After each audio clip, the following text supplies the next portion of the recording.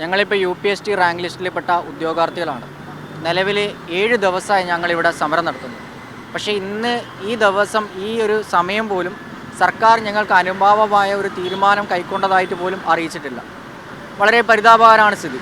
ആകെ ഈ ലിസ്റ്റിൽ നിന്ന് 4000-ഓളം ആളുകൾ അടങ്ങിയ ഈ ലിസ്റ്റിൽ നിന്ന് ഇപ്പോൾ ഈ മൊമെൻ്റ് വരെ നിയമനം കിട്ടി സ്കൂളിലേക്ക് പ്രവേശിച്ചത് വെറും 6 പേര് മാത്രമാണ്. കുറച്ച് പേർക്ക് അഡ്വൈസ് പോയിട്ടുണ്ട്. ആ അഡ്വൈസ് എന്ന് പറഞ്ഞാൽ കഴിഞ്ഞ വർഷം, അതായത് കഴിഞ്ഞ റാങ്ക് ലിസ്റ്റുകളുടെ കാലത്ത് വിട്ടുവെച്ചിട്ടുള്ള ഡിസേബിൾഡ് ആയിട്ടുള്ള ആളുകളുടെ പോസ്റ്റുകൾക്ക് മാത്രമാണ് അഡ്വൈസ് പോയിട്ടുള്ളത്. അത് ആ കാലഘട്ടത്തിൽ വിട്ടുവെച്ച പോസ്റ്റുകളാണ്. നിലവിലിപ്പോൾ സമരം 7 ദിവസമായിട്ടും ഇതിനെ ഒട്ടും ഗൗനിക്കാതെയാണ് സർക്കാർ പോകുന്നത്. ഞങ്ങൾ ഇതിലിപ്പം 1-ാം റാങ്കുകാരനുണ്ട്.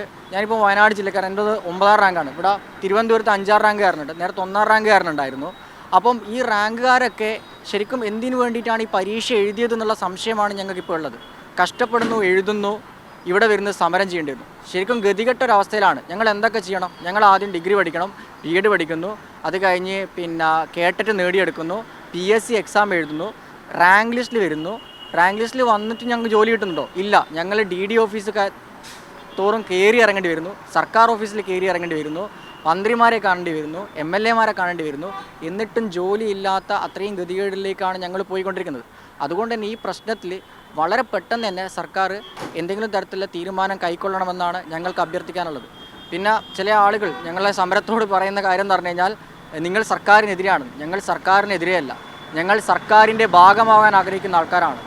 അതായത് ഇവിടെ വരുന്ന പുതിയ തലമുറയെ ഒരു പുതിയ ലോകത്തേക്ക് നടന്നു കയറ്റാൻ വേണ്ടി സഹായിക്കേണ്ട ആളുകളാണ് ഞങ്ങൾ ഈ തെരുവിൽ ഇങ്ങനെ സമരം ചെയ്യേണ്ടി വരുന്നത് ഞങ്ങളുടെ ഗതികേട് കൊണ്ടുകൂടിയാണ്. കാരണം അത്രയേറെ പഠിച്ചു, അത്രയേറെ ത്യാഗം സഹിച്ചു, പല ബുദ്ധിമുട്ടുകൾ സഹിച്ചു. പക്ഷേ അതിനൊരു മികച്ച ഒരു റിസൾട്ട് ഉണ്ടാവുന്നില്ല എന്ന് പറഞ്ഞാൽ സ്വാഭാവികമായിട്ടും ഞങ്ങൾക്കുണ്ടാകുന്ന ബുദ്ധിമുട്ടുകൾ നിങ്ങൾ മനസ്സിലാക്കേണ്ടതാണ്.